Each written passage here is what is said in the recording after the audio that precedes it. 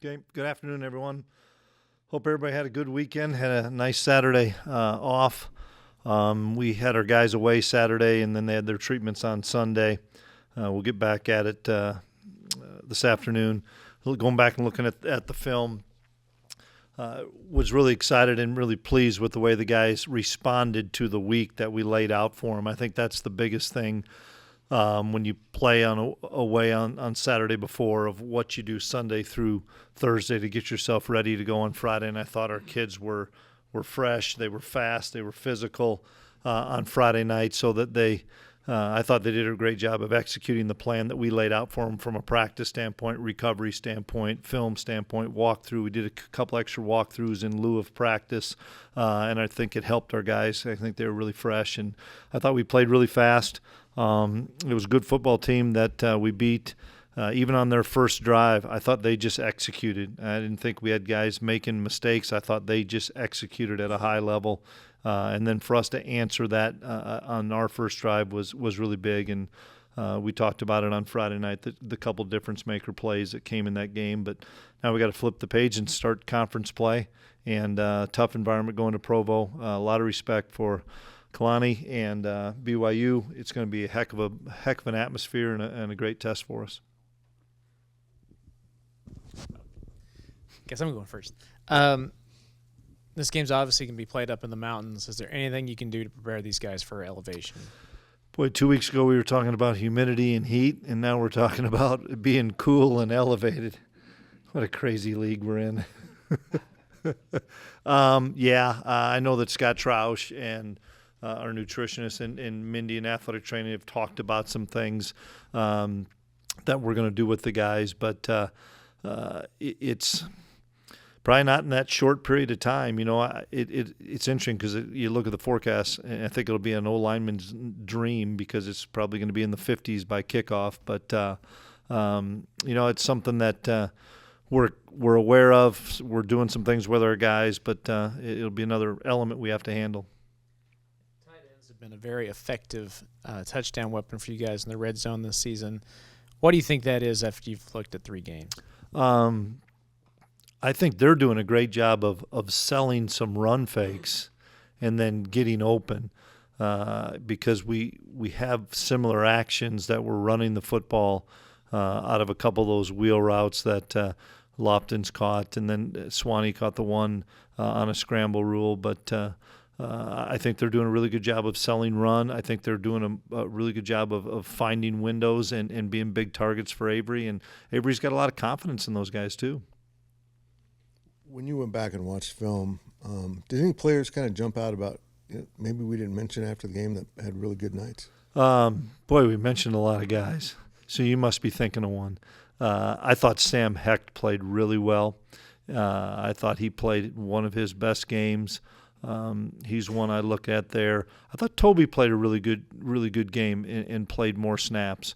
Austin Romaine always plays really well, and he made some good plays as well. But you know, collectively, we just at every position improved and got better. Also, Keenan Garber comes back for the bonus year. Struggled a little bit at Tulane, but came back and maybe made a game-changing play.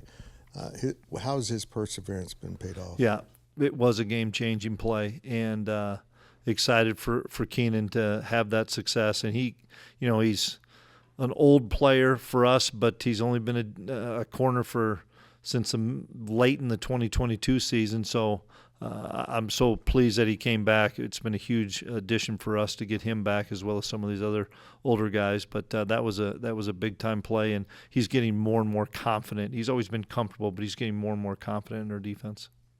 Play counts are down across college football. Possessions are down. Does that make anything more important because of that, such as red zone or anything like that?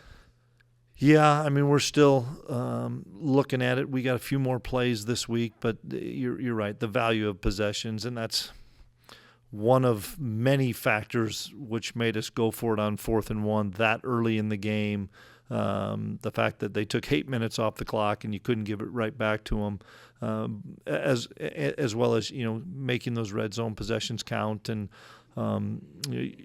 we haven't had a ton of opportunities to go for it on 4th down. We've had a couple. whether that or kicking a field goal, and the team we're going to play is going to go for it on fourth down. BYU's done a really good job. They've been really efficient on fourth down.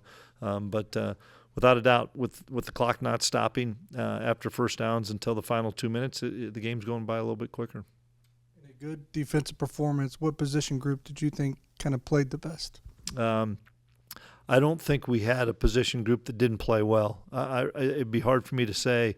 I think the most impressive thing was the amount of guys of the backups that we consider basically starters that played really good snaps for us. So across the board at all three levels, I thought we played really well on defense.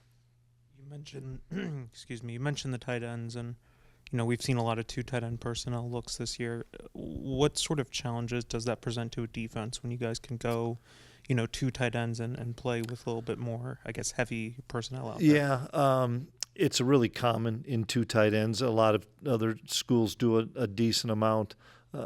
We got into some 3 tight end sets last week, which you don't see as much, and we got into those a handful of times, which the plays we ran out of those were effective. Sometimes it changes personnel. For us, it doesn't change personnel. It can change personnel, but maybe changes some of the calls you make.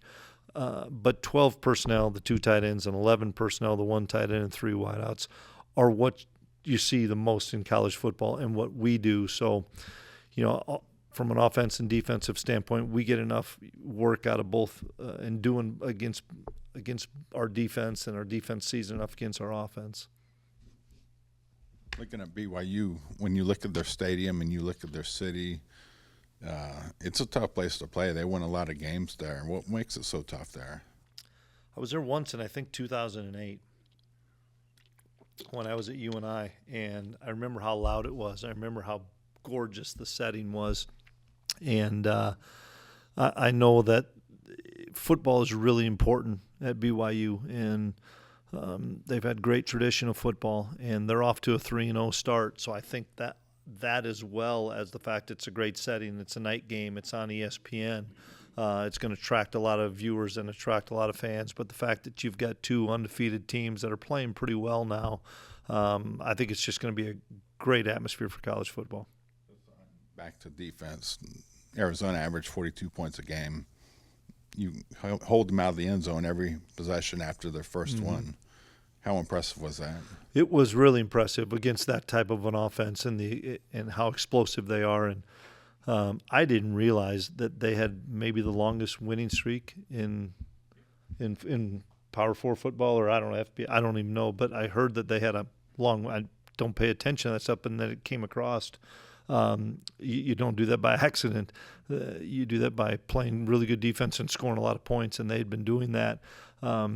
There's a lot of veterans on that team, which made it all more impressive what we did defensively. Limiting the run really helped us. After that first drive, we really limited their success rushing the football, which allowed us to play a lot more people in coverage or pressure the passer, which we had a hard time sacking him, but everybody has a hard time sacking him because he's such a great scrambler. But we had a lot of pressure on him, put some hits on him that made it difficult for them to sustain drives. I was going to ask you about the the pressure on the quarterback. I think just the 1 sack, but I think got 8 hurries. Yeah. And it seems like the first 2 games you've also put a lot of pressure. How good have those ends been so far? Everybody up front's doing a really good job, and we're running in a lot of guys. Yeah, Mott had the really good sack, and that was on a rush 3. Mott just beat his guy and made a big-time play, but we got a lot of hits on that quarterback because we stayed upfield in our rush lane. We had really good what we call lane integrity by not giving him the outside and making him have to retreat quite a bit to get to the edge and maybe have him throw the ball a little bit quicker or sooner than he wanted to. But that's the benefit of having so many guys that were playing there on the defensive line, both at tackle and end, and we needed all those bodies. And the other thing that we're fortunate on is we're, knock on wood, staying healthy there so we can keep guys fresh. One other question, really quick. Big 12 named Dylan Special Teams Player of the Week. I was wondering if you might be able to comment on that. What a great award for him, and he would tell you the same thing, great award for our punt return team, because there were some really good blocks on that punt return. And we all know that you just give Dylan a little bit of crease or some green grass, he's going to make some things happen. But I thought we blocked extremely well. That was a total team effort on that return. Great return, great job circling the coverage by Dylan, and really good job sustaining blocks. I want to ask you a couple questions about the offense. I want to first start with Connor and the growth maybe you've seen from him in 3 weeks. Yeah, I mean, we kind of made a point to be more aggressive this week, and I think we were. We also just are playing. We played a little bit better, and there's a lot to continuity up front. And even though we had some guys that had played some, we hadn't had a lot of guys that played together as much, and so that was good to see. I think Riles did some really good things with Avery and getting him on the edge and creating some issues, I think, on defense. And then throwing the ball a little bit on first down, and then being able to stay on the field on third down. That's calls, and Riles will tell you the same thing. That's protection and execution. And we executed a couple really nice times on third down and critical. We had a kind of a crossing dig route to Keegan. That was a huge play at a time. And then Avery scrambled out, and Jace did a great job of finding a hole in there, and those two have great chemistry anyway, and he caught it, made it a 40-yard gain. So, we have to be able to make some explosive plays, and we were able to do that via the run and pass. Part of that was the offensive line. You mentioned, Yeah. Playing together in that. Rushed for over 200 yards. How do you feel about the consistency of the run blocking as opposed to maybe the pass blocking? How do those stand out? We're continuing to improve. I think there's more in us. In fact, I know there's more in us with those guys up front, and we're solidly playing 7 guys with Linegang and Pastore that are really starters as well, and keeping those guys fresh. And we're able to move some guys around. We don't have to have John just replace Kilty. He can replace Garber. Liney can replace either guard spot, which is really good. So we're able to keep those guys fresh, and we know we need all those guys. And so I've been pleased with the continuity. I've been pleased with, we've been good with not having a bunch of penalties there. And that's got to continue as we go into a hostile environment with false starts and delay games. And we've really got to work the noise, and our offensive line is going to be a big part of that. Just one more quick one, if you don't mind. Damian McIntosh and just where he's at in the progression of becoming more of an impact guy here. Donovan, you're saying? Yeah, did I say that wrong? Yeah, Donovan, I'm sorry. Donovan McIntyre? Yes. Uh-huh. Yeah. Well, he was a big factor on that punt return for a touchdown. And he's been really dominant on that role. Now, what we just got to do with Donnie Mac is get him progressing more than that being a role. He's a really good football player, and we need him to play a little bit more on defense. We need him to play a little bit more on teams. And I think when you do something, even if you're on, you're blocking a gunner on punt is a valuable role. And I think as he sees confidence in himself doing that, he's going to continue to get better on D. I thought the kid had phenomenal coverage on the play they replayed for a long time. You can't cover a kid better than that. And they found a way to drop it in there, and the kid made a great catch. Luckily, his foot was out of bounds, but he is getting better and better. 3 games, BYU's passing game has put up some yards. Anything unique or interesting stand out I about think the that? quarterback's a really talented guy. It'll be one of the better dual threat guys we've faced thus far. As far as, we've had guys like Tulane guy scrambled to throw. I think this guy's in obviously Arizona scrambled to throw. This guy's going to scramble, throw it, scramble, and run. And then you're going to see some design runs for him too. And so that's probably the biggest adjustment for us is, and we get that enough from our own offense with whatever quarterback that we're going against with our defense. We've got to be able to try to slow him down. It's going to be difficult because he's a terrific football player, but he can't beat us with the explosive run or the explosive pass play, and that's going to be a big challenge. What does BYU present defensively? I think they're physical. I think they're really sound. Defensive coordinator Jay Hill was the head coach at Weber State when I was the head coach at North Dakota State, so I've known him for a while. He's a great defensive mind. They mix it up between man and zone. They're just so disruptive, physical, and they run to the football. It's what you expect out of that type of a defense, and with Jay as well as Kalani, that those guys just play so hard and they're so physical, and they've really dominated their three opponents on defense. That's the big thing. I mean, SMU is a really good offensive football team, and they just stoned them the whole game. There was a couple of plays they gave up, but man, did they won the line of scrimmage, and that's going to be the challenge this week is can we neutralize that, and we're going to lose some battles, but can we win some more of those one-on-one battles? Because that's what it's going to come down to is the line of scrimmage on both sides of the ball and who wins more one-on-one battles. To go back to Kellis's first question about the altitude, how much does the team depth that you guys have kind of developed going to help with, no matter how you guys react to it, having the extra bodies out there to throw? Well, it helps, but now we get controlled a little bit. At Tulane, we took everybody. At home games, we get everybody. Now we've got to make some decisions. We're playing close to 65 guys. Well, you're not playing all the quarterbacks that go. You're not playing all the specialists that go. You're not playing all the extra offensive linemen that go. It's going to be a big thing for us this week to decide who's going to get on that plane with us and what else can they do. If you're Toby and Jordan Allen, man, you got to help us on kickoff or kickoff return. If you're those tight ends, you got to help us in another phase as well. So, we've got a few guys nicked up. Nobody's ruled out right now. We do have a few guys banged up that we'll see how they progress this week. But hopefully we get all those guys healthy and ready to go. I don't see why they won't, because maybe a kid or two will be out today. But our hope is they're back by Wednesday. How do you think the team has handled success and just kind of some of the notoriety that came after the last win? Well, it's still early in the season, so I don't think of it as handle success.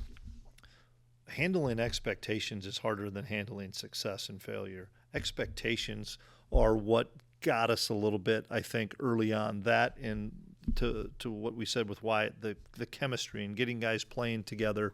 You're only as good as your last snap, period. You're only as good as your last snap, and what we did yesterday pales into comparison to what we can do today. And if we think that we've arrived, we are going to go there and get throttled, absolutely throttled.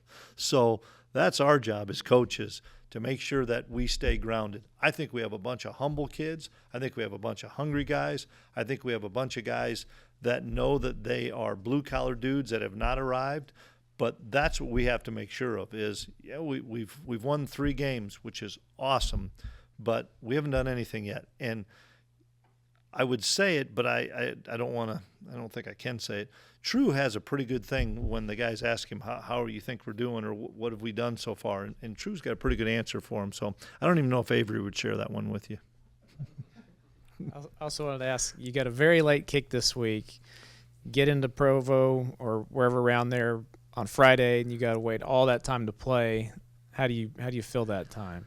Well, we're figuring that out a little bit. 2 things on it.